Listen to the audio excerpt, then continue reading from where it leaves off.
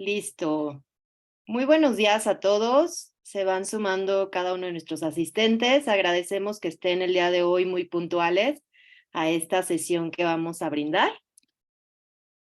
Vamos a dar unos minutitos para que tengamos la mayoría de los participantes que se registraron y en breve vamos a iniciar presentándoles a nuestra ponente del día de hoy y lanzando el cuestionario inicial que siempre utilizamos para saber cómo llegan ustedes previo a la sesión y tener una evaluación posterior de cómo salen con los conceptos que nos van a estar presentando en esta sesión.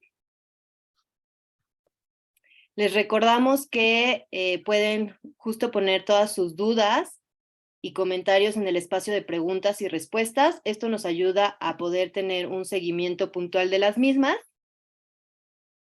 e ir respondiendo de manera ordenada.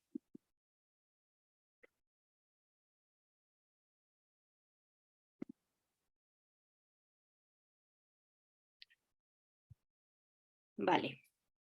En lo que se siguen sumando, recordarles, mi nombre es Margarita Sánchez, yo soy colaboradora de Appleseed México y muchísimas gracias nuevamente por estar el día de hoy. Su confianza, saben que desde Fundación Appleseed México siempre estamos para brindarles esta asesoría legal y también que puedan acceder a todas nuestras herramientas y materiales que tenemos en el sitio web. En breve les pongo la liga en el chat. Y también agradecer el día de hoy a nuestra firma legal, Basham, Ringe y Correa, y a la Fundación Basham, porque son uno de nuestros miembros principales dentro de la red, quienes siempre están brindando su expertise, su tiempo, no nada más brindando estos talleres legales que son únicamente informativos, no deben tomarse como una asesoría legal.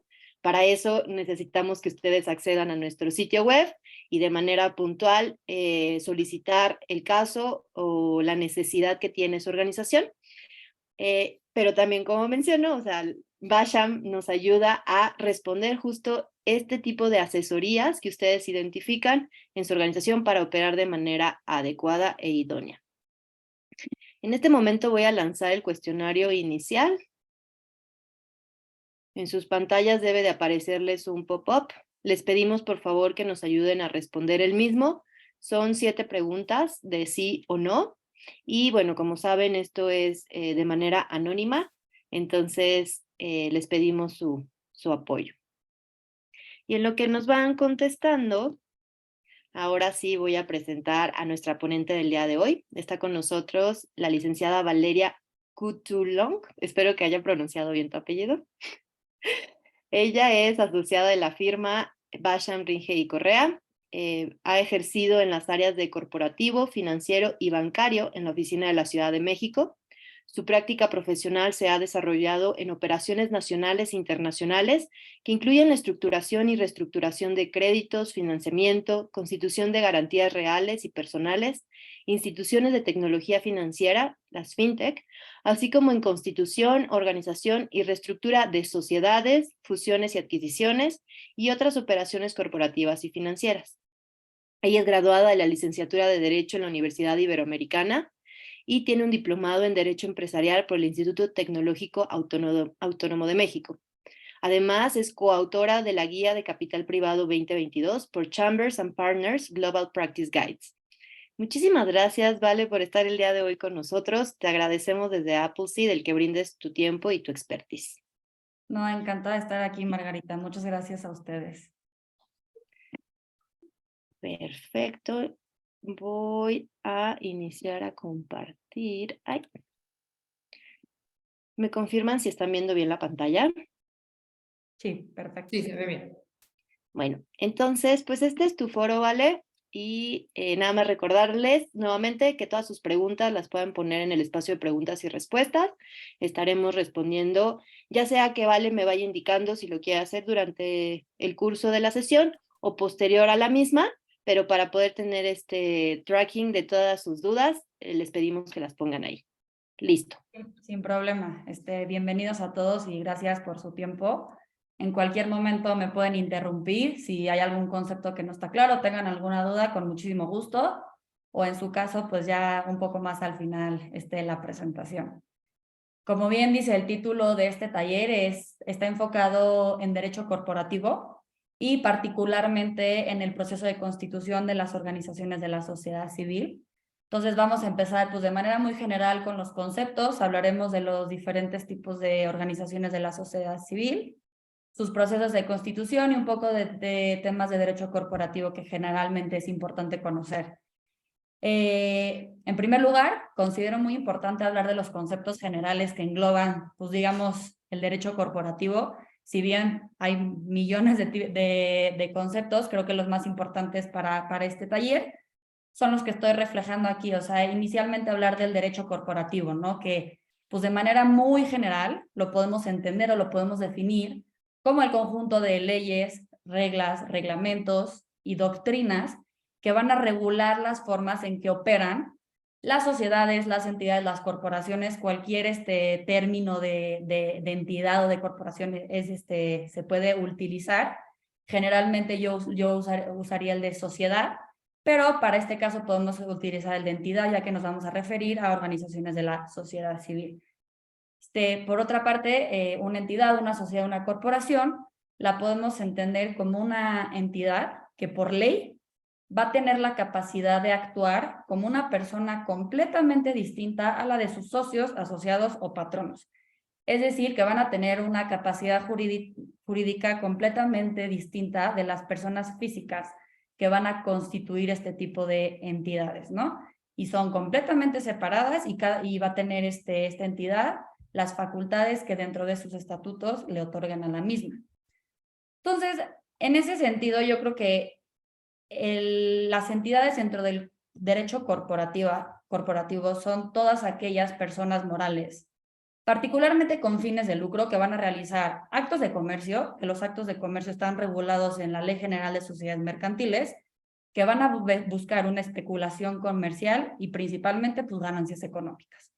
¿Qué pasa en este caso? Lo que vamos a hablar es de las organizaciones civiles, de la sociedad civil, perdón, que se van a constituir como estas personas morales que les estoy hablando, pero con la distinción que van a ser personas morales sin fines de lucro y que además, a diferencia de una sociedad mercantil, van a tener sus reglas particulares, su legislación aplicable y sobre todo que se van a regir por lo que digan en sus estatutos, que también hablaremos más adelante de ellos. En segundo lugar, creo que es importante conocer a nivel interno, es decir, dentro de México, qué regulación le es aplicable a las diversas organizaciones de la sociedad civil. Por un lado está el derecho internacional, que eso no va a ser materia de este taller, pero creo que sí es importante hablar de la regulación aquí en México. La más importante, digamos, en la cúspide, está la Constitución Política de los Estados Unidos Mexicanos, donde consagra el derecho de asociación. Mientras la Constitución Política de los Estados Unidos abarca a nivel federal, también es importante que a lo largo del taller entiendan o dejar un poco claro que cada estado de la República Mexicana se rige por sus propias leyes, incluyendo que existe una constitución local en cada uno de los estados y que pues, también consagra este derecho de asociación. Segunda ley que considero también muy importante hablar es la ley del fomento de las actividades realizadas por las organizaciones de la sociedad civil. Esta ley fue publicada alrededor del 2004 y me parece que su última modificación fue en 2022. Y pues entre sus principales finalidades va a tener el fomentar estas actividades que realizan las OSCs y determinar las bases también de la administración pública federal, es decir, del gobierno, para que fomente estas actividades dentro de nuestro país. Y pues bueno, también faculta a las autoridades y a los órganos gubernamentales que van a coadyuvar en la aplicación de esta ley y pues establecer todos los derechos, implementaciones y evaluaciones de políticas públicas y sobre todo, pues qué obligaciones van a tener las organizaciones de la sociedad civil para, digamos, constituirse y operar dentro de la República Mexicana. Esta ley, como les dije, es la que considero de gran importancia porque pues, gracias a ella o con base en ella se crea el Registro Federal de las Organizaciones de la Sociedad Civil, mediante el cual se expide la famosa CLUNY o la clave única de inscripción del Registro Federal de las OSCs, que igual hablaremos un poco más adelante. Por otra parte, tenemos la legislación civil, que bueno, por una parte está el Código Civil federal, Y, como lo mencioné, el Código Civil de cada una de las entidades federativas que se va a regir en este caso particular, pues las OSCs. Y por otra parte, también están las leyes estatales en materia de fomento de las actividades de las organizaciones de la sociedad civil, que como lo dije, pues en su caso también cada uno de los estados de la República emiten sus leyes locales en asistencia y beneficencia privada, en las IAPs, IBPs, etcétera, que también hablaremos más adelante, pero es muy importante siempre considerar pues todo el grupo de las leyes que abarcan el proceso de cómo operan y cómo se constituye una OSC, y pues más adelante vamos a hablar de ellas. Después, ¿para qué crear una OSC o particularmente qué ventajas puede tener constituir una persona moral sin fines de lucro? Son principalmente las que podemos ver, son 4. La primera y la más importante, como les dije en los conceptos generales, es que una OSC o cualquier entidad tiene una personalidad jurídica propia y separada a la de sus socios. Es decir, es una persona moral que existe, o sea, es un ente jurídico ficticio, por así decirlo, que es completamente distinto al de sus socios, ¿no? Entonces, esa es una ventaja, que son entes separados. En segundo lugar, la diferencia que existe entre el patrimonio personal y el de la persona moral. ¿Esto qué quiere decir? Es que las personas físicas que integran la organización o cualquier tipo de OSC no van a responder de manera personal con su propio patrimonio, sino que al tú constituir una persona moral o una OSC, tiene obligaciones completamente independientes de las personas que la constituyen y tienen un patrimonio personal. En tercer lugar, es que existen beneficios fiscales, tanto donativos y accesos a financiamientos de las OSCs. Existen particulares, hay que seguir con determinados, cumplir con determinados lineamientos y regulaciones en índole fiscal para que puedan tener este tipo de beneficios fiscales, que como por ejemplo las donatarias autorizadas, que también hablaremos más adelante. Y pues bueno, al final la permanencia de la misión objeto social. O sea, ¿esto qué quiere decir? Que cuando se constituye una organización de la sociedad civil, tiene como finalidad llevar a cabo una actividad que tenga un impacto social, y no se limita ahí, sino que va mucho más allá y debe de permanecer en el tiempo. Y no solo es, por ejemplo, cuando se constituye una sociedad mercantil, que puede ser que se crea únicamente, digamos, para construir algo, desarrollar una aplicación, ¿no? Y ya con eso se cumple el objeto de la sociedad y casi se acaba. No, aquí es que sea permanente, que exista un impacto social, y eso es algo muy importante que también debemos de tener en cuenta. Otra, porfa, Margarita. Gracias. Ahora, probablemente han escuchado o ya conocen o son un tipo de organización de la sociedad civil. En este taller me gustaría enfocarme en las 3 que están viendo, que son las asociaciones civiles, las instituciones o asociaciones de asistencia o beneficencia privada y las sociedades civiles. La idea es hablar un poco de los conceptos de cada una, los requisitos para constituir, qué obligaciones tienen una vez constituidas y pues un poco más, ¿no? Entonces, si le damos también a la siguiente para empezar a hablar de la asociación civil, te lo agradecería. Pues bueno, la asociación civil o AC, como es mejor conocida, ¿qué es? Se trata de un conjunto de personas, pueden ser físicas o morales, que se van a reunir con un fin común. Siempre que no se encuentre prohibido por la ley, es decir, que siempre sea lícito, y que el carácter de dicho fin no sea económico, es decir, que no busque la especulación comercial ni las ganancias económicas a la hora de constituir. Como pueden ver, las ACs son las estructuras más comunes dentro de las OSCs.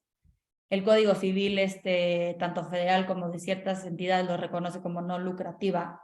Y una distinción que puede tener frente a otras OSCs es que para su constitución, una AC no te va a exigir de un patrimonio inicial, es decir, no te va a exigir que aportes determinado capital para poder constituirlo. Y ahora, la siguiente, porfa, para hablar un poco de los requisitos o cómo constituir una AC, pues hay muchos, pero de manera general de cómo llegar a constituirla, pues va de principio a cuál es la formalidad que me exige la ley para poder constituir este tipo de sociedades. Y qué nos dice la ley es que debe de ser por escrito. Entonces, hay que pensarlo siempre cuando uno va a constituir una sociedad, que es un contrato mediante el cual personas físicas se unen con un fin común para crear un ente jurídico nuevo y cumplir con su objeto social. Entonces, el proceso, vamos a comentarlos, la creación o preparación de estatutos sociales más a detalle, pero de manera general, como les digo, la formalidad es que quede por escrito, se debe de protocolizar o formalizar ante un notario público, seguido de la inscripción en el registro público. ¿Por qué? ¿Cuál es la necesidad? Porque esta es una duda que a veces no todo el mundo entiende, pero es muy importante. Una cosa es darle la formalidad que la ley exige, que es ante notario público. Pero el hecho de tener que inscribirlo en el registro público, ¿para qué sirve? Para que surta efectos ante terceros. Es decir, si yo el día de mañana formalizo una asociación civil con 5 personas más y la formalizamos ante notario, ya tengo una persona moral entre nosotros, porque estamos firmando un contrato entre nosotros. Pero el día de mañana que quiera que surta efectos ante terceros, es decir, que pueda ir con algún banco a pedir un financiamiento o con alguna autoridad o cumplir con ciertos requisitos para ser donataria autorizada, tengo que tener mi registro para que surta efectos ante terceros, para que yo le pueda decir al mundo, oye, soy una persona jurídica y existo en el mundo jurídico. Y les digo, una vez que ya está constituida, como lo he venido mencionando, las asociaciones civiles, una vez constituidas, cuentan con su personalidad jurídica propia, su patrimonio, su denominación, sus derechos y obligaciones propios, es decir, completamente distintos a las personas que van a integrar esta asociación civil. Y por último, se rigen por los estatutos sociales y por el Código Civil de la entidad federativa que corresponda. Obviamente, para nosotros como abogados siempre es muy importante a la hora de asesorar, pues primero conocer el Código Civil Federal, que abarca de manera general todos los conceptos de una AC y de una SC, pero también si llega un cliente y me dice, oye, es que yo estoy en Monterrey, por ejemplo, pues obviamente es muy importante siempre revisar el Código Civil de la entidad federativa que corresponda, porque puede llegar a tener particularidades que a lo mejor el Código Civil de la Ciudad de México no tiene, por ejemplo. Ahora, una vez constituida, también es muy importante hablar de los órganos de gobierno. Estos órganos son los que se encargan de administrar y vigilar las asociaciones civiles en este caso. El órgano de gobierno supremo, como en todas las entidades, o sea, no hay ninguna que no pueda decir que no es el poder supremo o que tenga la facultad suprema, es la Asamblea General. ¿Por qué? Porque la Asamblea General está conformada, en este caso por los asociados, y en ella se deciden o se resuelven de todos los temas que sean necesarios para el funcionamiento de la asociación. Los estatutos generalmente, que son las reglas o son las bases de cómo opera una AC, te debe de decir, digamos, los lineamientos de cada cuánto se debe celebrar una asamblea. En este caso, o bueno, la recomendación es que por lo menos siempre se celebre una al año, pero te puede decir los estatutos que independientemente de solamente celebrar una al año, se pueden celebrar otras y te va a decir cómo se deben de convocar, con cuánto tiempo de anticipación, si se debe de preparar convocatoria, la manera en que se debe de enviar y bueno, todos los requisitos para el quórum de estas asambleas. Dentro de las asambleas se pueden tomar o resolver todos los asuntos que sean necesarios, como decía, para el funcionamiento de la AC. Los más, digamos, los más generales, los que usualmente siempre se resuelven es designación de asociados, es decir, si yo constituyo una asociación, solo una persona y yo, y el día de mañana quiere entrar un tercero asociado, pues hay que celebrar una asamblea para autorizar la entrada de dicho asociado. En caso de disolución de la asociación, que también se debe tomar por asamblea, prórroga de la duración, que hablaremos más adelante de la prórroga, pero hoy en día la duración de cualquier entidad es indefinida. Antes, por ley en las sociedades mercantiles, sí te pedía cierta duración, que eran 99, 100 años, o la costumbre ya decía, bueno, ponle 50, ponle 99. Hoy en día, la verdad es que lo más recomendable es poner que sea una duración indefinida. Y bueno, también entre otros temas está el nombramiento de directores, perdón, la revocación de sus mismos nombramientos y la designación de nuevos nombramientos, y cualquier otro tema que sea necesario tratar en asamblea, como ya lo mencionaba. Y bueno, por último, lo voy a hablar en la siguiente diapositiva, pero el director o el consejo de directores son quienes administran y representan a esta asociación civil, a este tipo de OSC, que es mejor conocido como el órgano de administración, que lo vamos a ver en la siguiente. Valeria, tenemos 2 preguntas. Es previo Claro. al tema de órganos de gobierno, pero me gustaría leértelas para ver si podemos ir respondiendo. Claro que sí, adelante. Nos escribe, sí, bueno, uno de nuestros participantes, si ya registró el nombre en la Secretaría de Economía, pero aún no han constituido la ACE y ya pasaron los 180 días para poder realizar el aviso del notario, ¿qué se debe hacer? ¿Se tiene que volver a registrar el nombre? Sí, mira, gracias por la pregunta. Iba a tocar el tema de la autorización ante Secretaría de Economía más adelante, pero lo tocamos ahorita. Es correcto, o sea, antes de constituir una sociedad, tú necesitas tener autorización ante Secretaría de Economía de la denominación o razón social de la persona moral que se va a constituir. Es correcto, la vigencia que te da la Secretaría de Economía son 180 días.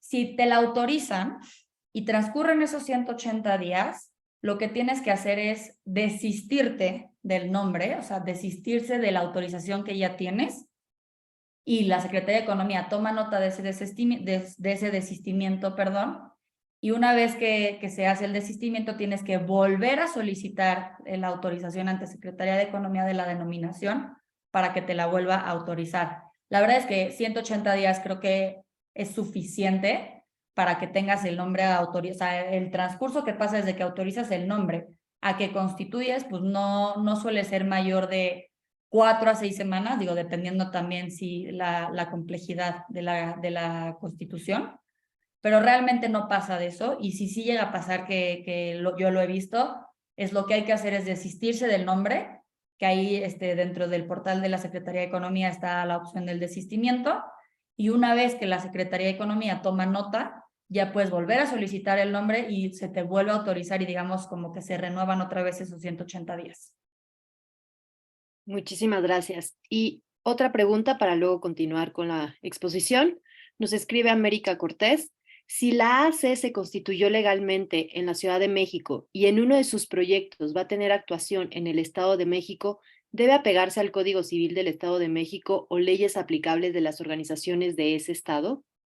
Depende, o sea, depende de qué proyecto estás hablando, pero generalmente, pues, la constitución o, digamos, la persona moral en sí se debe de regir por las leyes en donde se constituyó la asociación civil, es decir, Ciudad de México, mi domicilio es Ciudad de México y todo, digamos, lo hago en Ciudad de México. Pero si el día de mañana yo me voy a hacer un proyecto en el Estado de México o en cualquier otra entidad, depende también mucho de qué documentos vas a celebrar. Si vas a celebrar un contrato, digamos, con una persona moral tercera, hay que revisar bajo qué ley y jurisdicción se está rigiendo dicho contrato, pero únicamente eso. O sea, digamos, la entidad en sí se rige bajo las leyes en donde se constituyó. Muchísimas gracias. Si quieres, continuamos. Perfecto. Bueno, ahora, una vez que ya tenemos constituida la ACE, perdón, también hay ciertas obligaciones. Aquí nada más estoy nombrando unas, que son principalmente de carácter fiscal, y mientras no soy especialista en la materia fiscal, digo, si hay dudas en este tema, con mucho gusto intentaré resolverlas, pero las menciono porque pues, considero que son las más importantes. La primera es, una vez que tú tienes la ACE constituida, junto con tu registro en el registro público, debes de inscribir o darte de alta en el Registro Federal de Contribuyente. Normalmente, ¿cómo es este proceso? Bueno, el representante legal, el apoderado o el director que tiene las facultades necesarias para ir al registro, al SAT, perdón, acude, cita previa, como ya sabemos desde que empezó COVID, el SAT y las citas no han sido como uno ha querido, pero bueno, se tiene que tener cita previa para acudir al SAT y darse de alta en el RFC y así obtener tu constancia de situación fiscal. En todo momento hay que mantener actualizados los datos en el RFC. Si hay algún cambio en el domicilio, pues hay que dar aviso al SAT para que se haga el cambio correspondiente. Siempre es muy importante llevar los registros contables conforme a la legislación fiscal aplicable. seguido de pues, la expedición de comprobantes fiscales cuando sea necesario, expedir constancias de retenciones y, bueno, presentar las declaraciones, cumplir con el pago de cuotas sobre los patronales y todas las obligaciones que conlleve dentro de la AC. No sé si hay otra pregunta hasta ahorita, Margarita, que pueda responder o... Sí, nos escribió Angélica Pérez. Nos pone, respecto a las reuniones, ¿se deben generar asambleas? ¿Se debe llevar un libro de actas? Gracias. Voy a hablar un poco más del gobierno corporativo más adelante, pero en resumidas cuentas, sí se debe, todas las asambleas deben de constar por escrito y siempre es recomendable para tener un buen gobierno corporativo contar con un libro de asambleas dentro de los otros libros que existen, pero sí, la respuesta es siempre. Y una última nos pone Edgar Negrete. Duda, ¿debo de dar de alta la razón social de una AC ante la Secretaría de Economía antes de ir con el notario público o puedo hacerlo después de protocolizar el acta ante notario público? Es antes, normalmente las notarías son las que solicitan estos nombres. Digo, cualquier persona puede entrar al portal de la Secretaría de Economía y solicitarlo. Pero de hecho, cuando tú estás solicitando los nombres, la denominación o razón social, te va a decir ante qué notario lo vas a protocolizar, o sea, que pongas el número de notario de la entidad federativa y su nombre. Esto se puede cambiar, o sea, si el día de mañana tú decides irte con otro notario, lo puedes modificar, pero se debe de hacer antes. ¿Por qué? Porque a la hora que tú constituyas la asociación, el notario debe de cerciorarse de que el nombre esté previamente autorizado por la Secretaría de Economía, inclusive en uno de los anexos de la escritura pública va la autorización impresa, entonces siempre es antes. Es más, sin ella no lo podríamos constituir. Muchas gracias. Ya no hay preguntas por el momento. Perfecto. Bueno, ahora nos vamos a ir con las instituciones de asistencia, instituciones, asociaciones de asistencia o beneficencia privada, que, como lo he dicho en ocasiones anteriores, depende de la ley local donde se vayan a crear este tipo de OSCs. Es muy importante. Y por ende, pues por la entidad federativa donde se encuentre la organización, ¿no? Entonces, siempre tomen en consideración que antes de constituir este tipo de IAP o IBP, etcétera, siempre es importante analizar la ley local, siempre. Pero bueno, a ver, ¿qué podemos entender por este tipo de OSC? Como lo he repetido y lo van a escuchar hasta el cansancio, yo creo, es una entidad con personalidad jurídica y patrimonio propio. No tiene fines de lucro, y lo que hace es realizar actos de asistencia social sin designar individualmente a los beneficiarios. O sea, no dice que nada más a este beneficiario, sino no se designa, sino nada más quiere cumplir o realizar actos de asistencia social en general. ¿Qué pasa con estos tipos de OSC? Están, digamos, no reguladas, no sé más bien cuál es la palabra, se me fue ahorita, pero el órgano que las vigila es la Junta de Asistencia y Beneficencia Privada. Esta entidad brinda servicio de apoyo tanto en materia financiera, jurídica y de cualquier tipo de asistencia bastante general. La verdad es que es muy útil la JAP o la JAPEM, o dependiendo de la entidad, de la entidad, pero bueno, hasta donde tengo conocimiento, en todos los estados de la República Mexicana existe una Junta de Asistencia o Beneficencia Privada, y si no se llama así, debe de existir un organismo homólogo. En el caso particular, el que yo conozco es la Junta de Asistencia Privada de la Ciudad de México, y también he trabajado con la Junta de Asistencia del Estado de México, pero la verdad es que las demás no las conozco, pero sí tengo conocimiento de que existen en otras entidades. Y bueno, además de brindar este apoyo y asistencia que ya les decía, lo que hace es también proporcionar otros servicios, ¿como cuáles? Pues a la hora de tú constituir la IAP, por ejemplo, te encaminan y te apoyan en cumplir con todos los requisitos necesarios en los estatutos. También pasa mucho que hay organizaciones de la sociedad civil que se constituyen como asociación civil y posteriormente se quieren transformar a una IAP. Entonces también la Junta los apoya en esto. Y en otros temas, si se va a llevar a cabo una reforma de estatutos sociales, también hay que mandarlos a la Junta para que los revise y los autorice.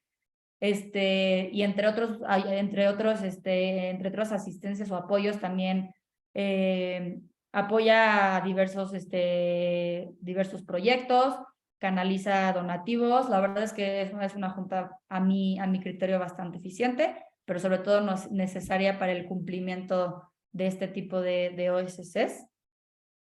Y bueno, ahora los requisitos, una más porfa, Margarita. La verdad es que en mi experiencia, yo realmente en lo que he apoyado a este tipo de instituciones es dentro de la Ciudad de México, entonces por ende estos requisitos que realmente no creo que cambien en otras entidades, pero como les dije es importante revisarlo. Yo estoy revisando la Ley de Instituciones de Asistencia Privada para el Distrito Federal, hoy Ciudad de México, donde nos menciona cuál es el proceso que se debe seguir para constituir una IAP o una IBP, que es presentar a la Junta una solicitud por escrito y se debe de acompañar varios documentos, entre ellos cuál va a ser los representantes legales, se debe presentar una copia de identificación, el currículum de las personas que van a integrar el patronato, que hablaremos del patronato más adelante, un programa de trabajo y cuál es el proyecto de presupuesto para el primer año de operación, y pues por supuesto un proyecto de estatutos. Hablaremos más a detalle más adelante de cómo crear unos estatutos completos, pero esto es lo que te pide la ley como mínimo, ¿no? Nombre, domicilio y generales de los fundadores, o fundador en su caso, la denominación, objeto y domicilio, qué clase de actos y actividades va a llevar a cabo esta institución, cuál va a ser el patrimonio inicial, cuántos patronos se van a designar. Me parece que la ley de instituciones de la Ciudad de México pide por lo menos mínimo 5 patronos. Cuáles van a ser las bases de la administración, es decir, cómo se va a administrar este tipo de instituciones, y la mención de ser de carácter permanente o transitorio, en el entendido de que pues, la permanencia de la misión de las OSCs es que sea pues, a lo largo del tiempo. Ahora la siguiente, porfa. El órgano de gobierno, como les dije, o sea, este órgano de gobierno es la administración, que se confiere a un patronato, quien está encargado principalmente que se cumpla la voluntad de los fundadores de este tipo de instituciones. Es decir, los fundadores se acercan, constituyen la IAP y dicen, oye, hay que designar a un patronato. Ok, estas 5 personas se van a encargar de administrar y de velar que el objeto, la actividad principal que estamos buscando en esta IAP se cumpla. En caso de la Ciudad de México, como les decía, la Junta de Asistencia además también realiza el control y vigilancia de todas las actividades que se lleven a cabo dentro de las IAPs y tiene la facultad total para revisar los presupuestos, autorizar cualquier gasto y vigilar que se cumpla este tipo de instituciones y también los estatutos de las mismas. Entonces, mientras por un lado está el patronato que es interno, pues también tenemos a la Junta como un tercero, digamos, vigilante que está fuera viendo que se cumpla las leyes aplicables a este tipo de instituciones. Creo que había una pregunta por ahí. Sí, tenemos aquí unas preguntas. Nos pone Angélica Pérez. ¿Cuál es, no sé si más adelante en tu presentación, pero nos escribe, ¿cuál es la diferencia entre una asociación civil, una sociedad civil y una IAP? ¿Qué es más conveniente? Pues mira, de conveniente es que depende mucho de cuál sea la realización de tu objeto social. Creo que ya en la siguiente voy a hablar de las sociedades civiles, pero depende mucho. O sea, la más común es la AC, por excelencia. La IAP pues tiene ciertas connotaciones a cumplir, es mucho más estricta en ese sentido, porque como te decía, siempre está la Junta de Asistencia vigilando este tipo de instituciones. Y la sociedad civil, voy a hablar más adelante de ella, pero la sociedad civil como SC, como una organización sin fines de lucro, considero que cada vez es menos común, sino que las SC, las sociedades civiles que hoy en día más vemos, son aquellas que sí tienen fines de lucro. Entonces, depende mucho para qué quieras crear una organización de la sociedad civil. La AC es por excelencia y depende también si quieres constituir una IAP, pues se tendría que analizar el caso de particular de por qué o para qué quieres constituirla. Pero sin duda yo me iría por cualquiera de esas dos. La SC es menos común y ahorita lo vamos a ver un poco más adelante. Muchas gracias. Nos escribe Rocío Martínez. ¿Se debe siempre registrar en el registro público de la propiedad y comercio? ¿Registrar qué? Eso es importante diferenciar porque la Constitución sí, posiblemente hay en ciertos estados que no se llama registro público de propiedad del comercio, sino registro de personas morales o registro de personas morales civiles, pero para su Constitución sí, lo pide la ley, y hay ciertos temas que se resuelven en la Asamblea que también son susceptibles de registro, que los vamos a ver más adelante, pero depende el caso en particular, no siempre, pero para Constitución sí. Muchas gracias. Y por último, Edgar Negrete duda. Soy de Nuevo León y ya constituí mi asociación civil, pero no sé si me dieron de alta ante el registro público. ¿El notario debió de hacer este proceso cuando protocolizó la AC o se debe de hacer el trámite por aparte? ¿Cómo puedo saber si la asociación civil está dada de alta ante el registro público? Gracias. Gracias. Sí, generalmente es el notario público quien lo hace. O sea, no es obligación, pero sí siempre ellos te deben de informar que se debe de registrar. Ellos cuentan con gestores que realizan a cabo el registro. O sea, no va el notario directamente a las oficinas, pero sí tienen gestores. Estos gestores acuden al registro público correspondiente para inscribir la asociación. Entonces, si no lo has hecho, es importante hablar con tu notario para asesorarte, pero sí es importante contar con este registro. Obviamente tiene un costo adicional, son derechos por parte del gobierno, están entre 2,000, 3,000 pesos, pero sí se debe de registrar. Muchas gracias. Y solamente Rocío nos completó a su duda de si se debe siempre registrar en el registro público de la propiedad. Habla sobre el cambio de representante legal o solo con estar con notario. Cambio de representante legal depende de los poderes.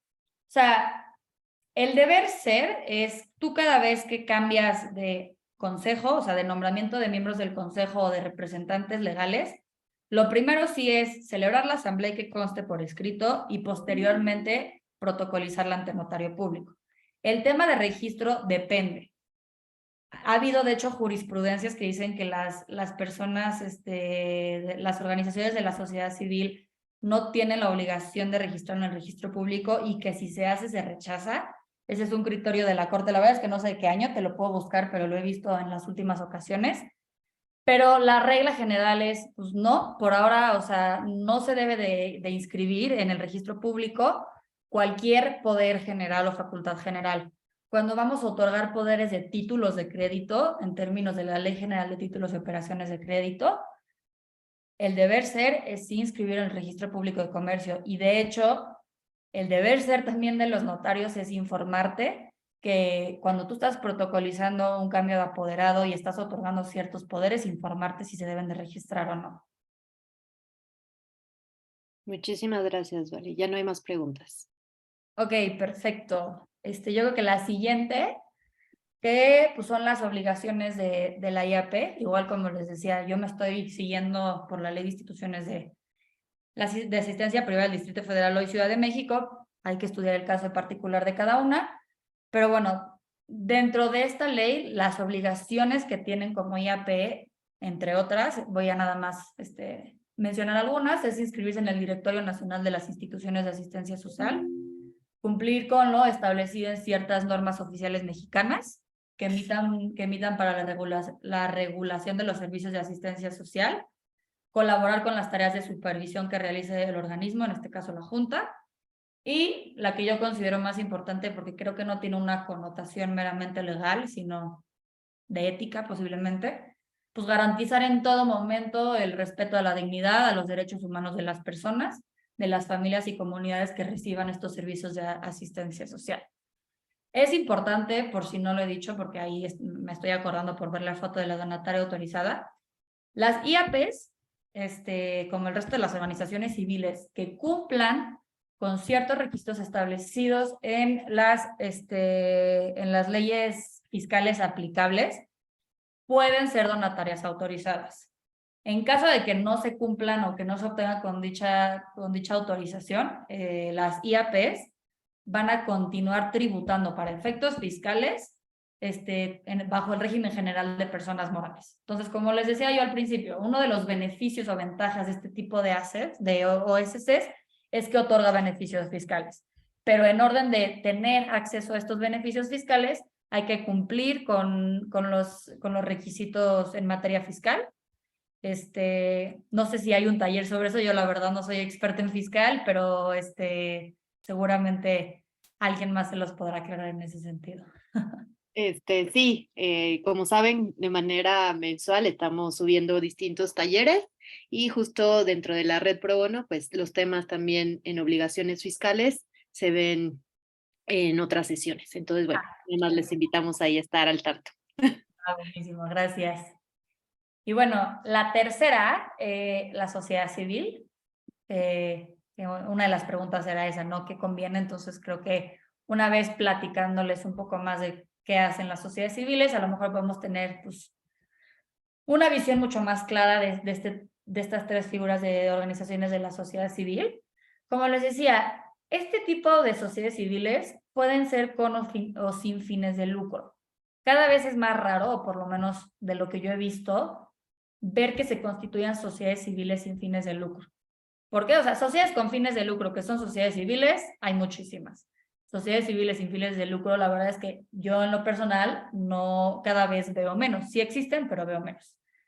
La sociedad civil la podemos entender como un contrato, como se los he dicho, toda la formación o constitución de una entidad es un contrato de dos o más personas. Entonces, una sociedad civil lo podemos entender como un contrato mediante el cual dos o más personas se van a obligar a combinar sus recursos o esfuerzos para realizar un fin común, siempre lícito y que sea posible, obviamente, y que buscan que sean de carácter preponderantemente económico, pero no siempre buscan especulación comercial.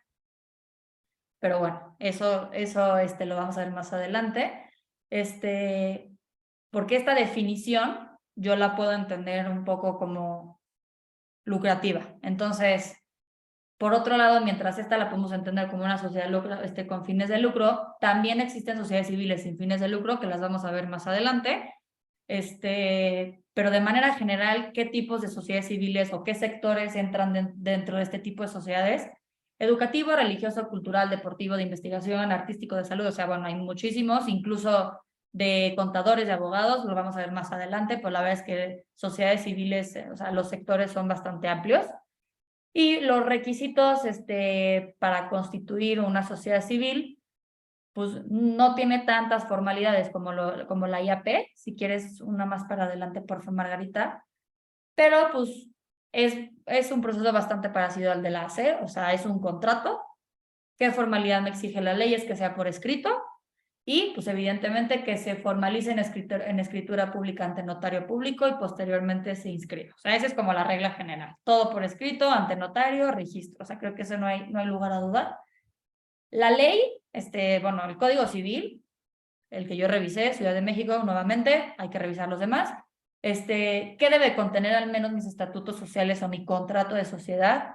Siempre los nombres y apellidos de los socios o las personas que se van a obligar dentro de este contrato, la razón social, que es diferente razón social a denominación social, o sea, la denominación social es aquella que tú le pones a una AC, a una sociedad mercantil, que es Patitos SADCB, un nombre, digamos, más comercial. La razón social se sigue más por los nombres o apellidos de las personas que constituyen este tipo de sociedades. Basham Rinji Correa es una SC, tiene fines de lucro, pero es una SC. Entonces, Basham Rinji Correa era el nombre de tres abogados, o apellidos de tres abogados. Entonces, la razón social se conforma por nombres o apellidos de las personas que conforman ese tipo de sociedad. ¿Qué más qué más nos pide la ley? Pues que tenga el objeto, o sea, esto es evidente. Sin estos tres que he mencionado, pues no existe una sociedad. El objeto, es decir, las actividades, el fin común que persigue, qué puede hacer la sociedad. El objeto de la sociedad lo voy a describir un poco más adelante qué debe de tener, pero básicamente es eso. Y por último, el importe del capital social y la aportación que cada socio debe contribuir. ¿A qué me refiero con esto? A diferencia de las asociaciones civiles, las sociedades civiles sí tienen un capital social. O sea, ¿qué entendemos por este capital social? Es un conjunto de bienes, puede ser dinero, servicios, lo que ustedes quieran, que se pueda representar en partes sociales. Es decir, que a la hora de constituir, aportamos cierta cantidad o ciertos bienes y cada uno de los socios va a tener un porcentaje sobre esos bienes dentro de la sociedad. Entonces, como les digo, esta aportación, que consiste en bienes o servicios, puede ser el socio capitalista, que es aquel que aporta dinero o bienes, y también existe el socio industrial, que así lo define el Código Civil, que son aquellos que entran a la sociedad para prestar sus servicios, pues digamos, o sea, como de trabajo. Se puede constituir una sociedad con tanto socios capitalistas como socios industriales. Como tal, la ley no existe un capital social mínimo, es decir, la ley no te dice, oye, para constituir una SC necesitas por lo menos 100,000 pesos, no, con 2 pesos puedes constituir. Pero bueno, ese es el proceso de constitución. Ahora vamos a hablar, no sé si ahorita hay alguna duda hasta ahora. Tenemos una de Brenda González. Nos escribe, ¿después de cuánto tiempo de constituida la ACE se puede comenzar a hacer el trámite de la donataria autorizada?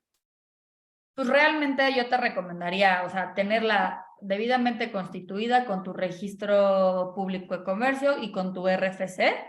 Y una vez que ya tengas eso, ya puedes proceder a obtener el tema de la donataria autorizada.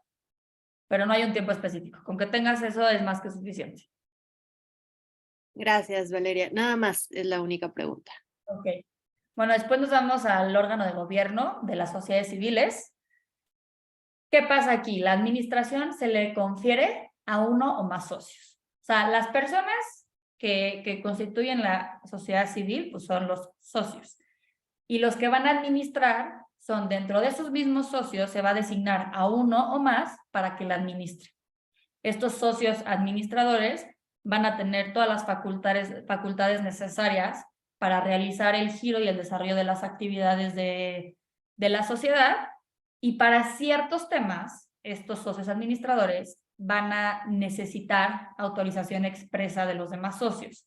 ¿Por qué? Si tú designas nada más a un socio administrador para que pueda vender un edificio que tiene la sociedad, pues o sea, no lo puedes dejar nada más a una persona. Entonces, necesitas la autorización de todos los socios para que digan, ok, estamos de acuerdo, hay que vender este inmueble y tienes nuestra autorización. Esta autorización puede ser depende de lo que digan los estatutos, vía consejo, junta de consejo o vía asamblea. Yo siempre recomiendo la asamblea, pero sí se necesitan para ciertos casos este tipo de autorizaciones por obvias razones. Además de poder enajenar o vender un inmueble, pues para hipotecar o grabar o algún derecho real sobre ciertos bienes, o para pedir algún financiamiento. O sea, la idea es no dejar que la toma de decisiones nada más reside en una persona. Entonces hay ciertos casos, y siempre es muy recomendable ponerlo dentro de los estatutos, los casos mediante los cuales se necesita autorización expresa de la totalidad de los socios para realizar ciertos actos. Después nos vamos a ir a las obligaciones de las sociedades civiles. ¿Qué es lo más importante aquí a diferencia de otras organizaciones de la sociedad civil? Por una parte, los socios responden por el cumplimiento de sus obligaciones hasta por el límite de sus aportaciones. Como en todas las demás, ¿eso qué quiere decir? Oye, yo tengo responsabilidad como socio hasta lo que aporte. Es decir, si yo aporté un bien, hasta ese bien. Pero con la distinción, y es muy importante tener esto en consideración, con los socios administradores, porque tienen una excepción.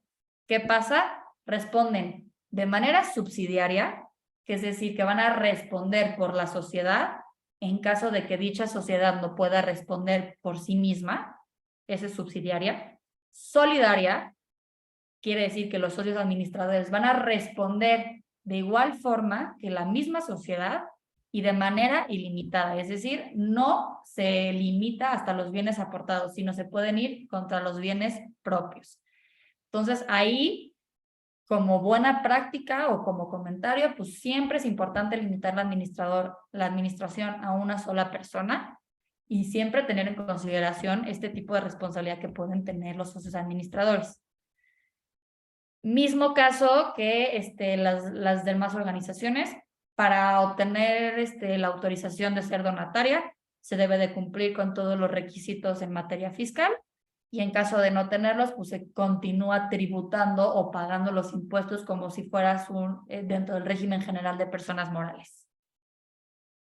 No sé si hasta ahora haya preguntas. Sí, tenemos dos. En el chat nos escribe David Hernández. Las aportaciones patronales que designo y registro a una donataria autorizada por un monto mensual considerable de 1,000 por socio para iniciar operaciones ya establecido ante el Estado y notarialmente, ¿este monto se puede cambiar a un monto menor o ya no es posible? ¿Sí se puede cambiar? O sea, ¿qué pasa en las SCs? Tú vas a poner que dentro de tu patrimonio el capital mínimo es 1,000 pesos. Y si el día de mañana tú lo quieres reducir, sí se deben de llevar a cabo una modificación de estatutos. ¿Por qué? Porque están en tus reglas máximas que el mínimo son 1,000. Si tú quieres que pase de 1,000 a 100, hay que modificarlo. Ahora, si va a ser mayor, pues necesariamente no hay que modificarlo porque te establece nada más un parámetro, digamos un mínimo, pero no un máximo. Entonces, nada más en caso de que vaya a ser menor, sí, si es mayor, no. Muchas gracias. Y Verónica Martínez, ¿una AC o una SC puede recibir donativos sin ser donataria autorizada o tendría que considerarlos como ingresos normales? Muchas gracias.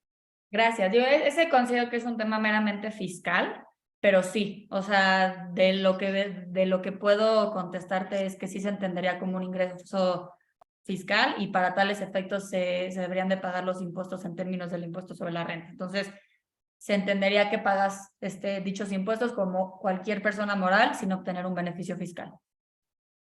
Muchísimas gracias, Valeria. Y listo, ahorita son las únicas preguntas. Perfecto. Ahora la siguiente, que es pues, hablar un poco de la distinción que creo que es bastante clara las sociedades civiles con y sin fines de lucro. O sea, el nombre, con, está clarísimo. Estas sociedades que operan con fines de lucro, básicamente a lo que tienen derecho los socios es a obtener utilidades de los ingresos de esa sociedad civil. Entonces, obviamente siempre es recomendable que si existe una sociedad civil con fines de lucro, en los estatutos esté muy claro cómo se van a repartir dichas utilidades. Un ejemplo clarísimo, como lo mencioné hace unos minutos, las sociedades con fines de lucro son cualquier despacho de abogados, cualquier despacho de contadores, o sea, que al final tienen una SC, pues evidentemente este tipo de sociedades las conforman un número determinado de socios que reciben utilidades de los ingresos que recibe esta asociación civil, porque pues al final presta servicios y espera a cambio una retribución económica. A diferencia o a contrario de lo que es una sociedad civil sin fines de lucro, pues está clarísima, ¿no? No recibe utilidades. Entonces, ¿qué pasa a la hora de crear una sociedad civil sin fines de lucro?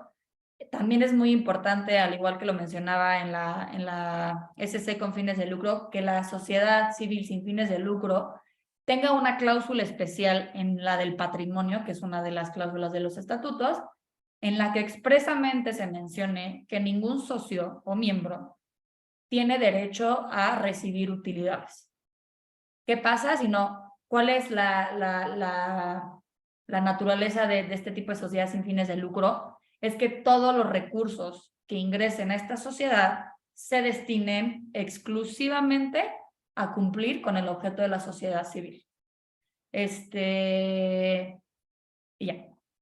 Ahora, ya que les hablé un poco de manera general del proceso de cada una de las sociedades, de las organizaciones de la sociedad civil, creo que podemos ver que mientras son bastante parecidas, creo que la que está claro que tiene mucho más regulación que cumplir son las instituciones o asociaciones de beneficencia pública o asistencia, por el hecho de que están pues, sujetas a lo que dice la Junta de Asistencia Privada.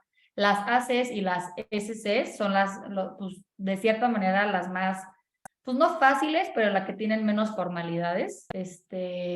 Pero creo que hay una pregunta por ahí, si quieres la respondemos y ya nos vamos un poco de manera general al tema de los estatutos sociales. Claro que sí, Valeria. Nos escribe Sergio Telles. En el caso de la SC, entiendo que el administrador debe forzosamente ser socio de la misma. Esto por el alcance de las responsabilidades mencionadas de subsidiaria y solidaria. Correcto. ¿Hay pregunta? O no, es correcto, Sergio, lo que mencionas. O sea, en una SC, las mismas personas que fungen como socios deben ser los que administren esta sociedad. Puede ser uno o más, pero precisamente nada más pueden ser los mismos socios por el tema de la responsabilidad que tienen frente a las obligaciones de la SC. Perfecto, muchísimas gracias, Valeria. Y tenemos dos comentarios en el chat. Aurora Franco, una AC que se hizo registro ante la Secretaría de Economía por el nombre, no tiene registro ante el SAT y hasta la fecha están retomando actividades. ¿Se tendría que hacer acta de asamblea? Y para cambio de mesa directiva y registrar ante el SAT, ¿cómo puedo verificar el registro ante la Secretaría de Economía? Son varias. Sí. Digo, ya abrí el chat nada más para leerla. No tiene registro ante el SAT. Supongo que te refieres que no tiene RFC. Es muy importante contar con un RFC previo a empezar a hacer cualquier actividad. O sea, realmente ya saben que el SAT siempre nos vigila a todos, entonces es súper recomendable que en el minuto que ustedes tengan constituida su organización de la sociedad civil, tengan sus registros correspondientes para empezar a empezar a desarrollar sus actividades. Si se tiene que hacer acta de asamblea, no, para el tema del SAT no se tiene que hacer asamblea, o sea, lo que sí debe de haber en los estatutos es un representante legal, o sea, una persona que cuente con los poderes y facultades suficientes para que pueda acudir ante el SAT y sacar el RFC. Por otro lado, para el cambio de mesa directiva y registrar ante el SAT, el cambio de mesa directiva no se tiene que registrar ante el SAT, pero el cambio de mesa directiva sí se tiene que celebrar asamblea. Es decir, si antes había 5 personas de la mesa directiva, hay que celebrar una asamblea donde se le revoquen sus puestos a esas personas, se nombren a nuevos y, por supuesto, se lleva a cabo el proceso de protocolización ante notario público. ¿Y cómo puedo verificar el registro ante la Secretaría de Economía? Este registro, digo, si ya constituiste la AC, ya debes de contar con ese registro. Si no, o sea, normalmente, como decía, siempre está anexado a la escritura pública de constitución. Si no lo encuentras, probablemente si entras al portal de la Secretaría de Economía, donde se solicitan los nombres, y lo buscas, probablemente puedas descargar la autorización. Todo esto en el entendido de que ya la constituiste. No sé si sea algo diferente, te refieras a algo diferente. La de David, ¿hay algún beneficio con una sociedad cooperativa? Si deseo tener personal dado de alta en el IMSS en cuanto al pago de impuestos en una sociedad cooperativa. David, no sé si te refieres a sociedades civiles, porque de sociedad cooperativa es completamente otro tipo de regulación. Y en temas de beneficios ante el IMSS, la verdad es que desconozco porque no soy experto en la materia de laboral. Perfecto. Esos son los comentarios y tampoco tenemos ya en el espacio de preguntas y respuestas. Ok, perfecto. Después nos vamos al tema de los estatutos sociales. Esto con la finalidad de si están pensando constituir una organización de la sociedad civil, sepan, digo, independientemente de que se asesoren con las personas adecuadas, sepan qué debe de contener como requisitos mínimos, no porque nada más los pida la ley, sino porque siempre es muy importante tener unos estatutos sociales bien hechos y completos. ¿Por qué? Los estatutos sociales son las normas internas que le van a dar vida a la sociedad que estés constituyendo. Entonces, para que funcione de una manera adecuada, siempre debe tener las características y descripciones necesarias en cada uno de los ámbitos que aquí estoy describiendo. porque pues, son tus reglas. Entonces, entre más claras y menor lugar a dudas te den tus estatutos, mejor. Y sobre todo para que el día de mañana pues no haya conflicto entre los asociados, socios o patronos de las organizaciones de la sociedad civil. Entonces, como ya lo hemos mencionado, la denominación o razón social. El proceso, como se los mencioné, se tiene que obtener autorización ante el portal electrónico de la Secretaría de Economía. Te lo deben de autorizar porque hay muchas veces que no te los autoriza por dos razones. La primera es, si tú solicitas tu nombre, te va a salir inmediatamente que no, porque ya existe una idéntica. Entonces, ahí ya sabes que pues esa no va a funcionar. Y en segundo lugar, te va a dejar solicitarla, pero la Secretaría de Economía se tarda entre 3 a 5 días hábiles en autorizarte, rechazarte o prevenirte tu denominación. Cuando te la rechazas el principal motivo es porque existe otra denominación o razón social que puede caer en grado de confusión. Es decir, que si tú te vas a llamar Patitos y ya existe Patitas, a lo mejor no te va a dejar constituirla. Entonces es muy importante también considerar eso. Lo que yo siempre le recomiendo a las personas que van a constituir cualquier tipo de sociedad es que por lo menos tengan 3 opciones ante Secretaría de Economía. Pedir 3 opciones. ¿Por qué? Porque si la primera no funciona, pues tienes 2 más. Y si la segunda tampoco, pues la tercera. Rara vez me ha tocado ver personas que quieran constituir y ninguna de las 3 les funcione, pero siempre es bueno tener esas 3. Y bueno, también en este portal, a ver, creo que aquí hay una pregunta. Si quieres, yo la leo, Margarita. Perfecto. En mi ejemplo, una SA de ingeniería. Hay 2 socios únicamente. El representante legal, que es uno de los socios, es ingeniero. Hace trabajos operacionales. ¿Le puedo dar de alta ante el INSS para que se pensione? ¿De qué forma que se pueda hacer legal? Una SA, supongo es una sociedad anónima. De los 2 socios, accionistas, en este caso, sí lo puedes dar de alta, o sea, pero al final, si esta persona es socio, además debería de celebrarse un contrato laboral. Como te decía, yo no soy experta en materia laboral, pero sé que sí se puede, pero te recomendaría que mejor te asesores con un abogado experto en área laboral para este tema ante el IMSS y el tema de pensiones. Creo que por ahora no hay otra. Pero bueno, como les decía, en la denominación, a la hora que lo solicitan, es muy importante también poner qué tipo de sociedad vas a constituir. Hay un apartado de todos los tipos de sociedades que existen en México a constituir, entonces selecciona si vas a ser una AC, una IAP, una IBP, una ABP, parece trabalenguas, o una FC según sea el caso, pero sí deben de escoger cuál y ante qué notario. Como les decía, eso se puede cambiar en cualquier momento, pero también es importante tenerlo en consideración. En segundo lugar, el objeto. El objeto es básicamente la descripción de todas las actividades que pretende llevar a cabo la organización. Y cuando me refiero a todas, es muy importante tener en cuenta lo siguiente. Por una parte está el objeto principal, ¿no? O sea, de que, oye, mi AC se va a dedicar particularmente al apoyo en adolescentes. Ok, entonces tú vas a describir de manera muy clara en tu objeto principal en qué va a consistir este tipo de actividad. Pero ¿qué pasa? Ninguna sociedad puede realizar actividades que no estén contempladas, no puede realizar estas actividades si no están contempladas dentro de tu objeto. Es decir, si yo soy una sociedad y voy a garantizar a mi empresa matriz, la voy a garantizar y no está dentro de mi objeto, no puedo hacerlo. Entonces, es muy importante que además del objeto principal, siempre se incluyan los objetos generales, que yo los llamo así.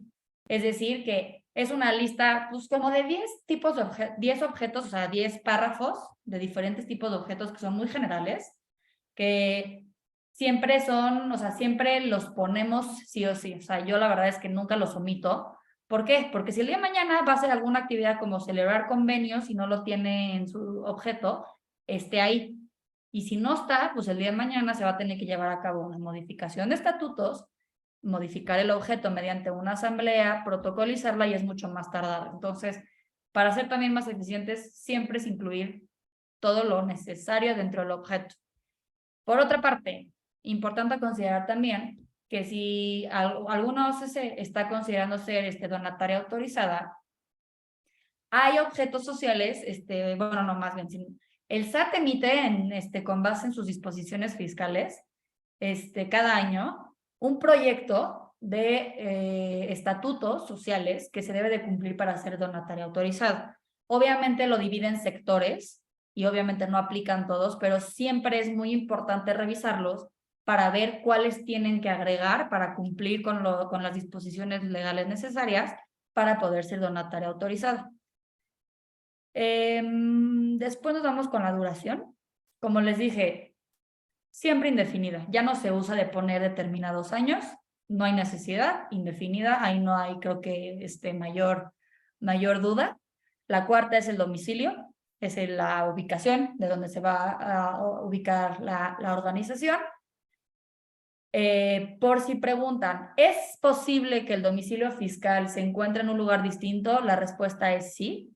Yo he visto constituir sociedades en la Ciudad de México que tengan domicilios fiscales en otro lado. Sí lo he visto, sí se puede. Al igual que sí se puede tener la ubicación del domicilio social en Ciudad de México y que el domicilio fiscal sea Ciudad de México. Cualquiera de las dos opciones es viable. ¿Cuáles son los requisitos para constituir una SAS? ¿Y dónde puedo encontrar más información? David, las SAS son sociedades anónimas simplificadas. Este tipo de sociedades son unipersonales. ¿Dónde puedes encontrar más información? En la página de la Secretaría de Economía te dice todos los requisitos que se debe cumplir para constituir una SAS. Si me permites darte mi opinión, no es muy recomendable constituir una SAS. La verdad es que un poco cuestionable la naturaleza de este tipo de sociedades en México por ser unipersonales. Pero te digo, los requisitos los puedes encontrar en la página de la Secretaría de Economía. Ahí no es muy complicado constituir una SAS, pero sí te pide ciertos ingresos, ciertos montos, que los podrás ver ahí, cada año se actualizan, entonces los puedes revisar en la Secretaría de Economía. Después tenemos, bueno, el domicilio ya lo dije, la nacionalidad, que creo que no la puse por ahí, pero es importante mencionarla. ¿Por qué? Porque hay veces que hay socios, asociados o patronos que son extranjeros. Si es el caso, se debe de incluir la cláusula de nacionalidad dentro de los estatutos para que se permita la entrada de socios, asociados o patronos extranjeros en este tipo de organizaciones. Otro que no puse, pero también es importante mencionar, es el patrimonio. Importantísimo. Es más, no sé por qué lo puse, debería estar patrimonio. ¿Por qué? Porque siempre se debe de mencionar cómo se va a conformar el patrimonio de estas organizaciones civiles. O sea, si va a haber un haber social, si van a hacer aportaciones, si van a hacer inmuebles, ¿qué se va a aportar? Es muy importante siempre mencionarlo, y de qué manera se van a distribuir, ¿no? Me parece que para el tema del patrimonio también hay un tema de índole fiscal que se debe de cumplir con el tema de donatarios autorizadas y de hecho se debe de autorizar al SAT. Ahí qué pasa en términos de, si no me equivoco, no me sé el artículo, la verdad, pero sé que está en términos de la ley del impuesto sobre la renta y de la resolución miscelánea fiscal aplicable. Entonces, si se quiere ser donataria autorizada, se debe de dar aviso ante el SAT 10 días después de la modificación de los estatutos en caso de que no esté el tema del patrimonio, para que conserven esta autorización. Me parece que también, de hecho, tienen una redacción sugerida los estatutos sociales que publica cada año el SAT para ser donataria autorizada. Por otra parte, tenemos los derechos y obligaciones. ¿De quiénes? Socios, asociados o patronos, según sea el caso. ¿Qué son? Pues las características principales de los miembros que van a confirmar este tipo de organizaciones. Es importante poner qué obligaciones, mínimas, máximas, lo que ustedes quieran, pero siempre es importante. ¿Cuál es la más común? Pues el porcentaje de quórum que deben de existir en la asamblea. 50%, 75%, o sea, es muy importante este tipo de obligaciones dentro de los socios, asociados o patronos. Por otra parte está la administración, que como lo hemos mencionado ya en diversas ocasiones, es muy importante indicar en los estatutos la forma en que se va a llevar a cabo el manejo de la organización y qué facultades van a tener los administradores, patronos, o sea, directores, etcétera, dependiendo del tipo de organización, y decir cómo va a estar conformado. Regla general, puede ser uno, como decíamos, un socio administrador en una SC, pero si va a ser más de uno, que nunca sean dos. ¿Por qué?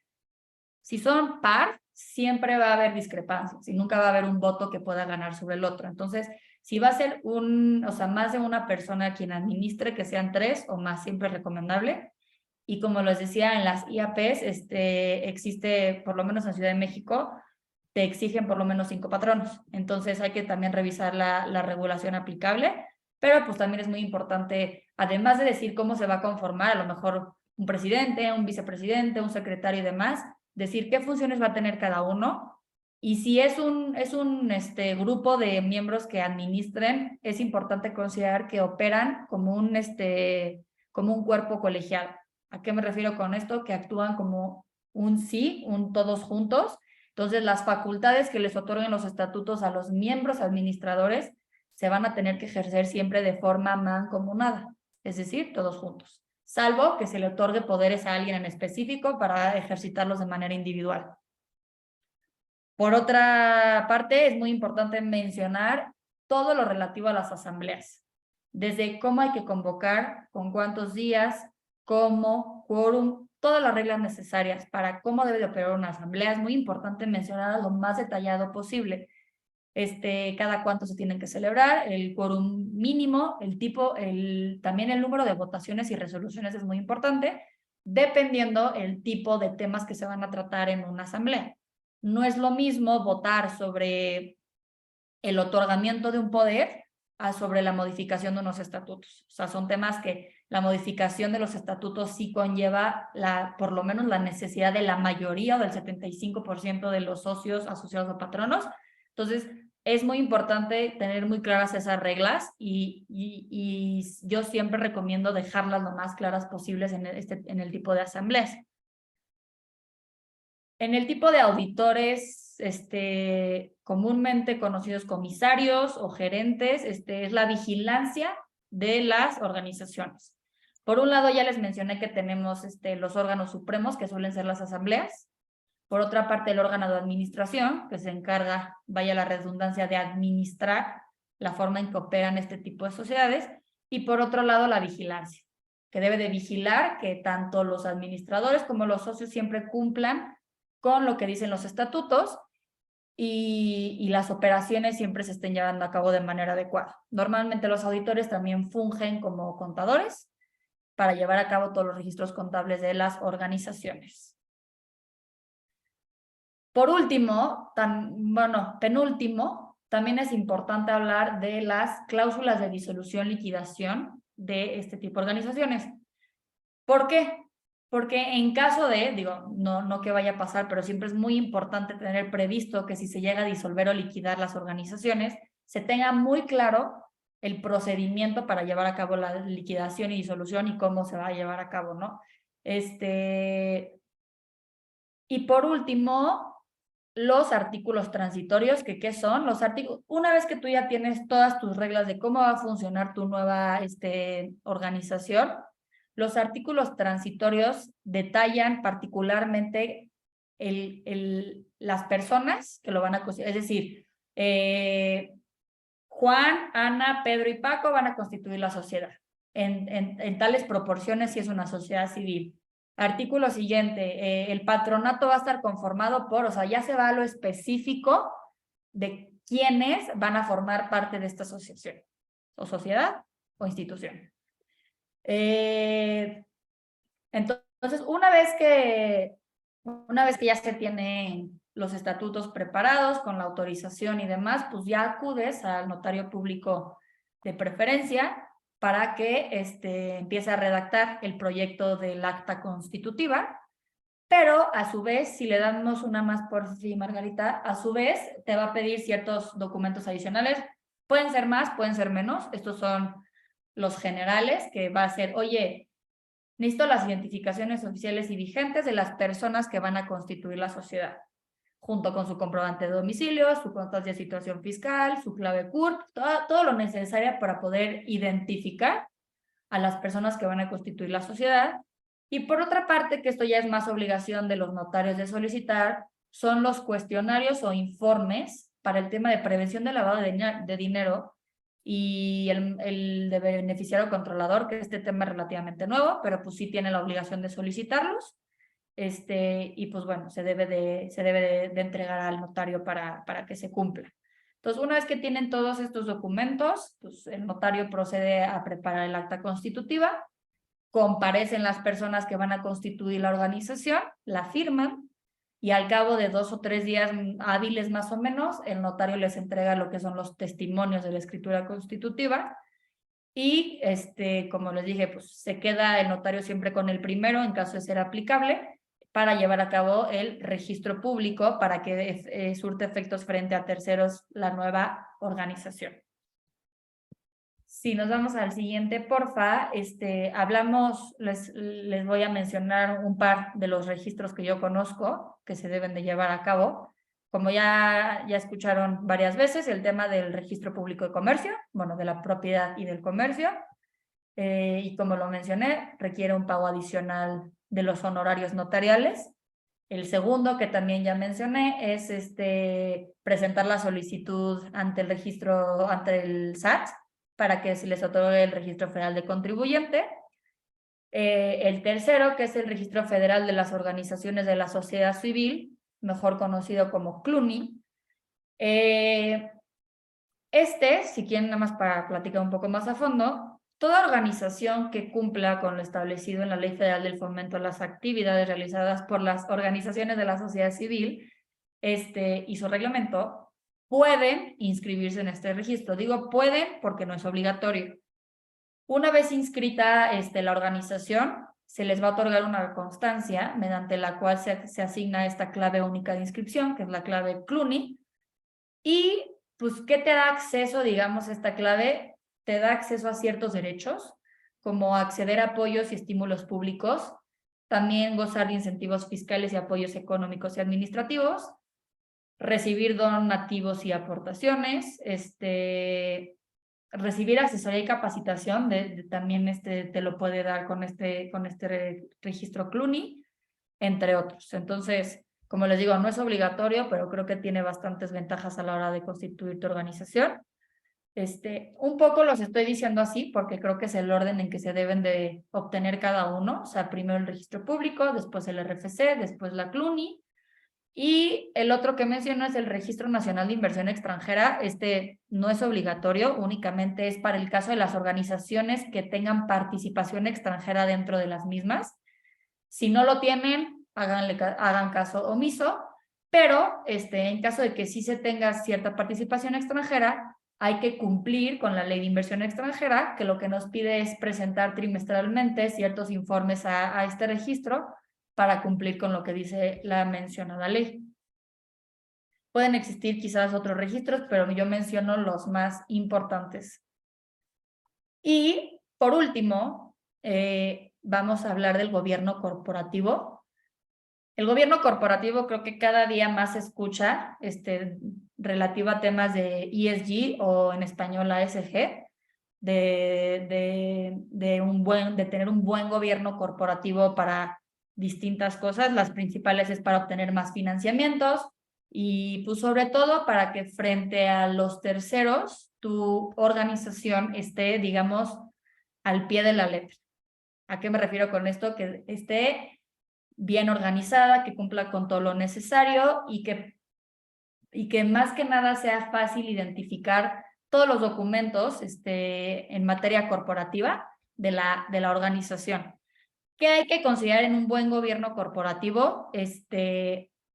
4 cosas que son las que yo puedo distinguir en estos momentos, que es el tema de las asambleas, el tema de la administración, la preparación y custodia de libros corporativos y el otorgamiento de poderes.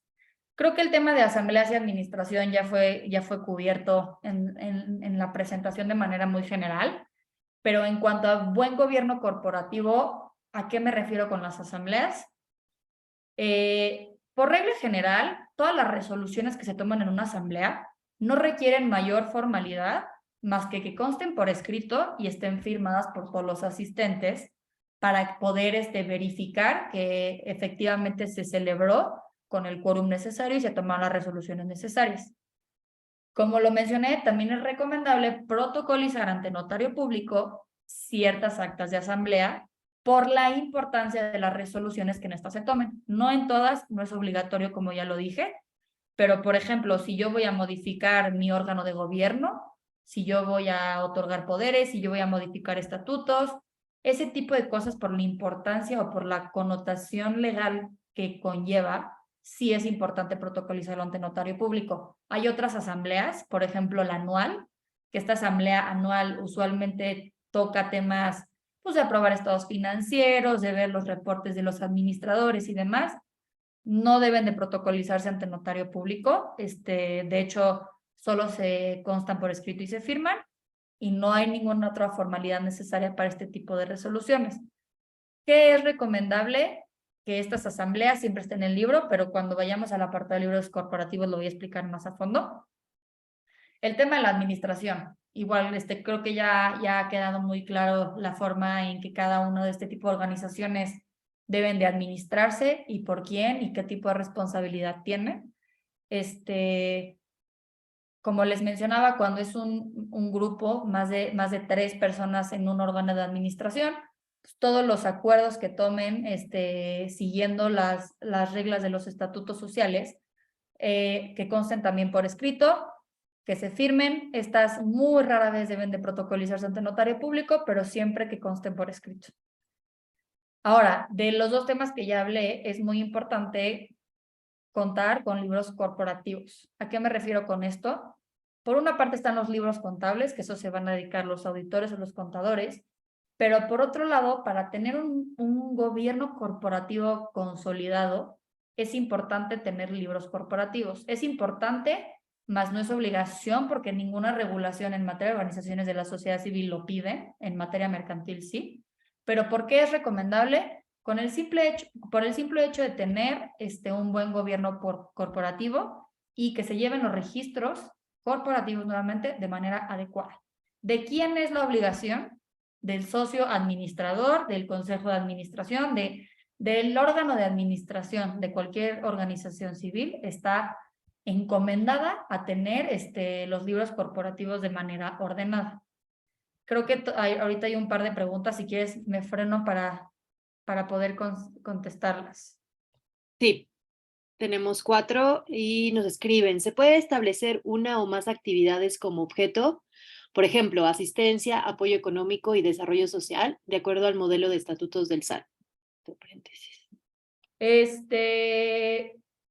Sí se puede, pero la idea, o sea, lo que también el SAT quiere evitar es que se permita que constituyas nada más una organización para que puedas hacer 4 objetos sociales diferentes, porque el SAT sé que los clasifica por diferentes tipos de actividades, por así decirlo. Entonces, no te los va a rechazar, pero también depende qué tipo de sociedad vas a constituir.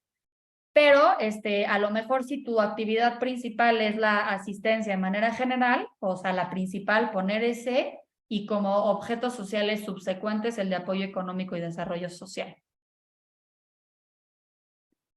Gracias. Y también sumar al comentario que en la biblioteca de Appleseed ustedes pueden encontrar justo el modelo de estatutos que el SAT solicita para que puedan guiarse y generar el mismo y claramente con una atención mucho más directa a través de nuestra plataforma solicitar esta asesoría. Brenda González, si mi asociación civil no tiene la facultad de dar apoyos económicos a otras asociaciones civiles, pero tenemos una iniciativa que contempla estos apoyos, aunque no es la razón principal como objeto de la ACE, ¿se tiene que ampliar el objeto? Si no es el objeto principal, pero está dentro, digamos, de los generales, si está dentro de tus estatutos, no hay necesidad de ampliarlo. La necesidad de modificar los estatutos en el tema del objeto social es Si el día de mañana tu iniciativa, tu iniciativa es dar apoyos económicos y no la tienes dentro del objeto social, rara vez se va a poder que tú puedas llevar a cabo estos apoyos. Pero si está de manera muy general dentro del objeto social, sí se puede y no hay necesidad de modificarlo. Gracias. Nos escribe Edgar. ¿Quién debe de hacer el registro para la CLUNY? ¿Los asociados o el notario? Eso sí le corresponde meramente o a los asociados o al representante legal de la AC. El notario, una vez que te entrega el acta constitutiva, pues realmente ya no tiene ninguna obligación de hacerlo. El tema de la CLUNY es meramente como una opción que tiene la organización para poder solicitarlo cumpliendo los requisitos legales, pero eso sí es meramente decisión ya de la organización constituida. Y para una AC, ¿debo de solicitar primero la CLUNY o la donataria autorizada?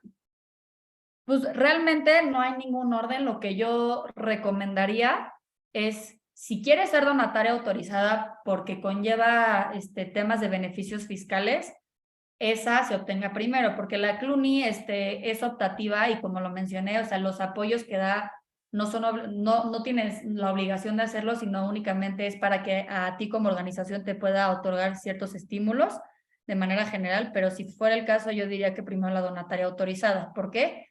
Porque para ser donataria autorizada debes de cumplir con los requerimientos del SAT desde el momento de la constitución de la sociedad. Como les decía, el objeto social o los estatutos de manera general deben de cumplir con el modelo de estatutos que cumple o que envía el SAT o que publica el SAT cada año. Entonces es importante que desde un inicio, si tú estás considerando ser donataria autorizada, te apegues a el proyecto de estatutos que emite el SAT para este caso. Listo. Perfecto. No, creo que hay otro. Perdón, sí, en el chat de David Hernández. Si mi donataria autorizada es de nueva creación, ¿cómo puedo comenzar a trabajar solicitando donaciones a través del registro de la CLUNY? ¿O el registro de la CLUNY hasta dónde se limita? Ay, no, eso no la veo. ¿Dónde anda? En Ya. el chat. Ajá. Ya. Pues ahora sí que creo que eso es un tema meramente interno de cómo va a operar la organización, o sea, no tiene una connotación legal, pero pues el registro de la CLUNY, como te digo, te otorga ciertos beneficios en varias materias, entonces se limita ahora sí que hasta no te lo permita, pero como tal, connotación legal no existe en ese sentido en esta materia, por lo que yo creo que es meramente el fin que esté buscando conseguir la donataria autorizada. Ahora sí, podemos continuar. Bueno, estamos en los libros corporativos. No sé si ya había hablado el de la... No, creo que no había hablado ninguno, ¿verdad? De libros nada más habías mencionado que se tenían que mantener. Sí. Correcto. Sí, como les decía, la persona encargada de llevar a cabo estos libros son los administradores. ¿Cuáles son estos tipos de registros? Existe el libro de asambleas, el libro de consejo y el libro de registro. El libro de asamblea, como lo he mencionado, todas las resoluciones que se tomen mediante asamblea o fuera de ellas. ¿Por qué me refiero a fuera de ellas? Existe un tipo de resoluciones que no necesariamente tienen la connotación de ser asamblea, sino que se llaman resoluciones unánimes, o sea, resoluciones por el consentimiento unánime de los socios, que eso lo debe de prever los estatutos para que se puedan celebrar. ¿Qué son estas resoluciones? Es una manera más fácil de evitar todo el proceso para celebrar una asamblea cuando está el 100% de los socios presentes. Es decir, yo no necesito convocar a asamblea si está el 100% de los socios, pero sí debo de cumplir ciertos requisitos. Ahora, si existen las resoluciones unánimes, lo único que se debe de cumplir es que consten por escrito. Y no se llaman asambleas, no se menciona todo, digamos, el premio de una asamblea, sino directamente resuelve sobre temas y es mucho más efectiva. Como les digo, si quieren que esto lo contemple su organización civil, debe de contar dentro de los estatutos que se pueden celebrar resoluciones unánimes. Pero tanto las resoluciones como las asambleas, además de constar por escrito, es conveniente llevar un registro de actas. Hay libros, pueden ser libros empastados, puede ser sino una carpeta, o sea, la idea es que siempre exista un orden de toda la celebración de las actas y exista un registro. También es recomendable, y esto ya es por aparte, que lo tengan en archivo digital. Creo que pues, con las tecnologías y avances hoy en día, lo digital es lo que más se usa para bastantes cosas. Entonces, si a la par tienen su libro físico, yo también recomendaría tenerlo en digital. Por otra parte, está el libro de registro de socios, asociados o patronos, según sea el caso. Este libro es un libro especial en donde se asientan el nombre, nacionalidad, domicilio y RFC de cada uno de los socios, asociados o patronos. ¿Por qué? Es importante llevar la cuenta de quiénes son en cada fecha los registros de cada uno de los socios. ¿Por qué? Porque si el día de mañana entra un nuevo socio o sale uno, siempre es importante anotarlo para que el día de mañana tú veas tu último asiento, que así se le llaman a las hojas dentro de los libros, veas tu último asiento y digas, y puedas comprobar que a la fecha estas personas son mis socios y que tengan todos los datos necesarios para poder identificarlos. De la misma manera, es recomendable que tengan un archivo digital de este libro de registro de socios. Y por último, está el libro de actas de juntas de los socios administradores o directores o patronos. Mismo caso, como les decía, todas las resoluciones que toma el órgano de administración siempre es importante que consten por escrito, que estén firmadas y que se que se tome en cuenta un registro de todas las actas que se han celebrado y que estén en un libro. Mismo caso, que también estén digitalizadas, para efectos más prácticos. Y por último, el tema de los poderes. O sea, es fundamental, o yo considero que es muy importante tener un orden o un registro de todos los poderes que se otorgan y que se revocan, no solo los que se otorgan. ¿Por qué? Si el día de mañana vas a celebrar un contrato que requiere ciertas facultades, actos de administración o actos de dominio, es importante llevar un registro para decir quién tiene facultades en lo individual. Entonces tú revisas tu registro y dices, esta persona puede celebrar lo individual, aquí está la escritura, entonces saco la escritura y se la envío a la tercera persona con la que voy a celebrar el contrato para que la pueda revisar. O en su caso de que esta persona tiene los poderes, pero ¿qué crees? 2 años después se le revocaron, ya no tiene poderes, entonces esa persona no. Entonces es importante, o bueno, es recomendable más que nada, que lleven un registro siempre de todos los poderes que se otorgan y que se revocan, y en caso de que tengan una vigencia determinada, también ponerla, porque hay veces que ciertos poderes se otorgan con una vigencia de 1 año y a lo mejor se nos olvida que solo es 1 año y lo utilizas para otra cosa y chin, ya se me pasó, ya no sirve el poder, ¿qué hago? Entonces, más que nada es muy recomendable tener este registro de todos los poderes para conocer pues, cómo está internamente el tema de la organización. Y creo que este tema de poderes es el último tema que iba a platicar. Nos podemos ir al tema de preguntas y respuestas si sigue habiendo de estos últimos temas que comenté, o si quedó alguna no tan clara, por favor, con muchísimo gusto la pueden poner en el chat y la contestamos. Muchísimas gracias, Valeria. No sé si en el foro todavía haya dudas, como menciona, las podemos seguir leyendo. Mientras nos escriben, voy a aprovechar y lanzar el cuestionario después de la sesión para que nos ayuden a responder. Recordar que esto es importante para que nosotros tengamos el pre y post de la sesión del día de hoy y poderle mencionar a Valeria y a Gloria de Basham cómo fue la sesión y qué tan efectivo fue el que los conceptos y la presentación en general aterrizó a cada una de ustedes para beneficio de su operación.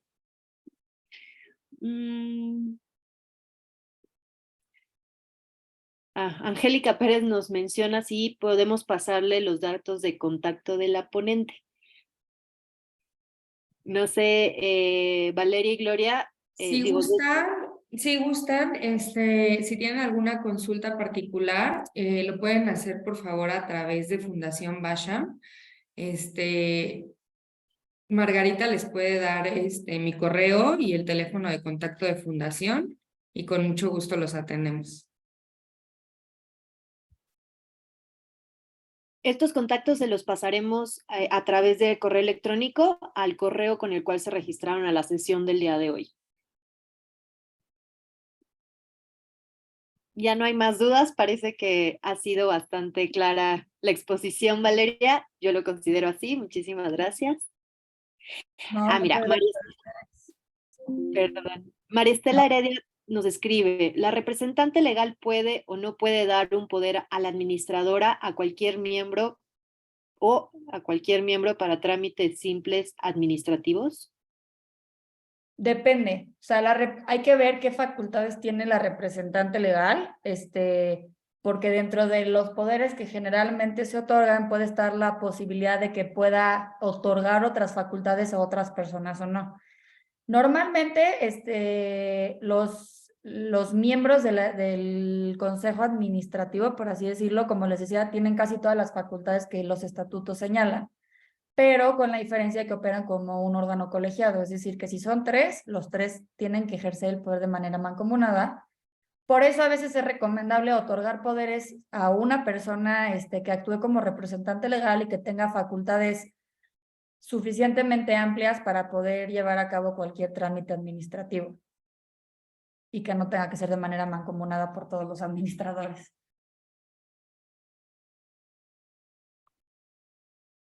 Pues creo que con esa cerramos, ¿no, Margarita? Creo que ya no hay más. No sé si les damos unos minutos para el cuestionario.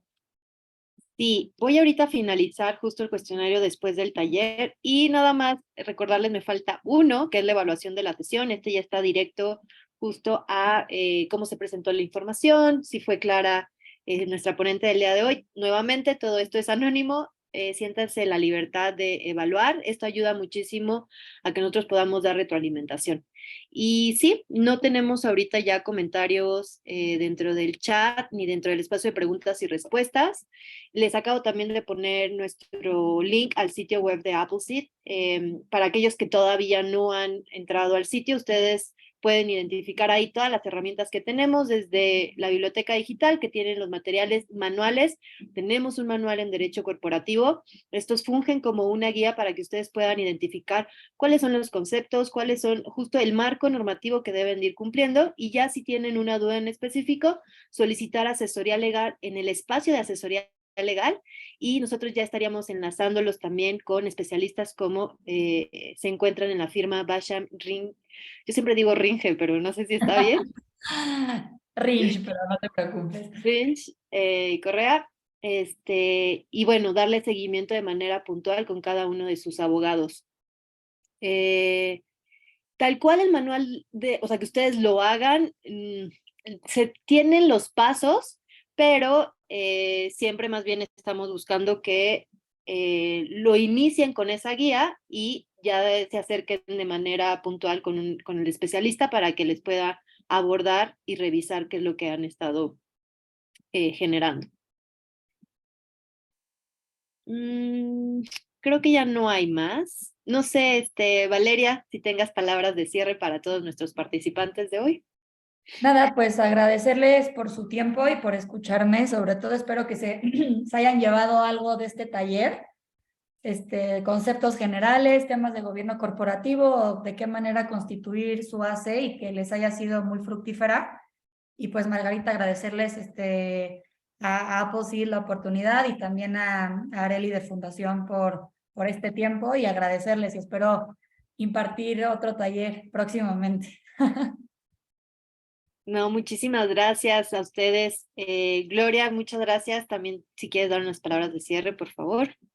Muchas gracias a todos por su participación, a Valeria por la exposición y a ustedes, a Appleseed, por ayudarnos a coordinar. Y de verdad siéntase con la confianza de acercarse a Appleseed, quien los podrá poner en contacto con Fundación. Y está Valeria y otros abogados que pueden ayudar en sus solicitudes particulares. Es correcto. Pues muchísimas gracias. Marta López nos pregunta si contaremos con la presentación. Necesitamos revisarlo justo con la firma, si tenemos su consentimiento, al igual que con Valeria. Y una vez que tengamos esto, ya le estaríamos haciendo llegar a través del correo. Si no es el caso, bueno, siempre lo invitados a seguir a estos talleres. Como dice Valeria, la vamos a invitar durante lo que resta del año y si no el próximo, pero siempre muy felices de contar con nuestros especialistas dentro de la Red Pro Bono México. Y pues muchísimas gracias a todos. Tengan un lindo jueves y seguimos en contacto. Muchas gracias. Bye. Que tengan buen día. Gracias a todos. Bye.